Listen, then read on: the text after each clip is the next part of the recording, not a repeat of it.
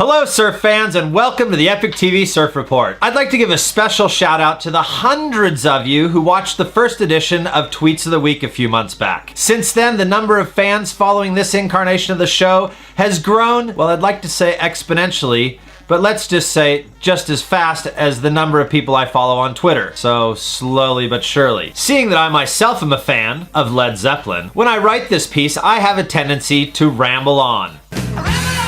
In order to remedy this situation, I've had to follow in the steps of another man named David, Mr. Letterman, and cut my 10-minute monologue down to a top 10 list. So without further ado, I present you with the top 10 tweets from this week in web surfing.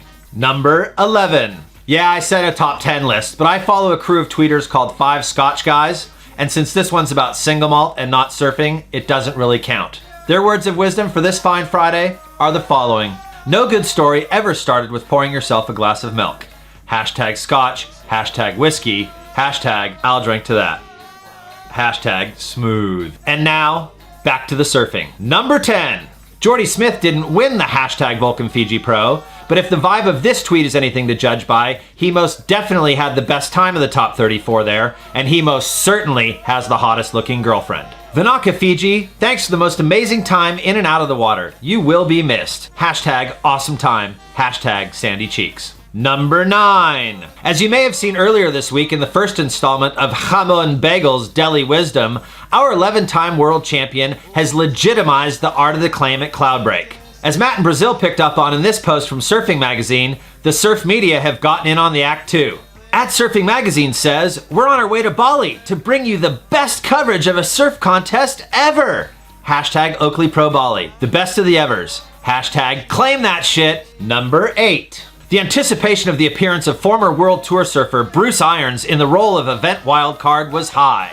But the reaction to the appearance of his new lady friend, as expressed here by the most childish of surfy surfers, Peter Pan, was through the roof. Brucey, living large. While Bruce was admittedly a little nervous about reintegrating the ranks of the world's elite surfing professionals, if only for the space of a contest, the rest of the crew, as witnessed by this picture from Jeremy Flores, were totally in tune with the good vibrations of the latest Dream Tour location. Living life at the villa. Number 6. Last Sunday was Father's Day, and while there were all kinds of great comments about super dads who surf, David Lawrence gets the nod for his undiluted stoke for the sport and his Aloha-style Twitter handle. At Shakadad posted this. Feeling old school, or just old. First board and first wetsuit 30 plus years down the road.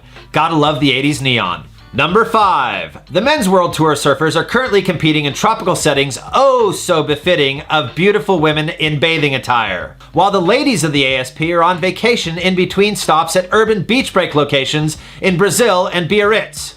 Fortunately, that hasn't stopped Alana Blanchard from busting out her bikini in a private little slice of paradise for the benefit of millions of grains of sand. I'm in love with this place, and we're sure that that place loves you too, surfer girl. Number 4. While Alana does her best to set the fight against sexism in surfing back hundreds of thousands of years, the upstanding lads at Carve magazine have proved once again that chivalry is not dead, and that you don't need sex to sell surf magazines. Just saved at Surf Girl Mag from putting a girl with camel toe on the cover. Practically saved the girl's life. It's just my job, it's what I do. So what kind of shot did Surf Girl Mag end up running as a cover, gentlemen? Number 3. After John John's alley-oop heard around the world in round 1 of the hashtag Oakley Pro Bali, the social media manager for Grind Media, which owns pretty much every American action sports mag in the universe, made this observation. John John Florence is doing what Dane Reynolds could never do, win while redefining progressive surfing. Hashtag Oakley Pro. Ouch! Take that, Dane! And more about Double John's Air of a Lifetime in an upcoming edition of the show.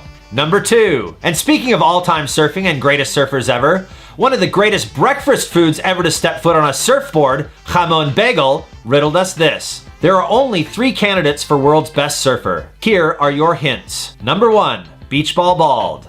Number 2, draws with crayons. Number 3, has cougar mom. Send us your best guess via Twitter to @EpicTVSurf. The first person to send in the correct answer gets a shout out and a pat on the back. And our number one tweet of the week comes from the world's number one impersonator of the world's number one bestest of all surfer. That's right, not Dane Reynolds. If all the world's a stage, then Twitter is for heckling. If you've got something abusive to shout, have at it. You tell him, Reynolds. If you can't take the heat, best get out of the kitchen, people. And on that note, thanks for tuning in to another edition of the Epic TV Surf Report. Until next time, don't forget to get wet.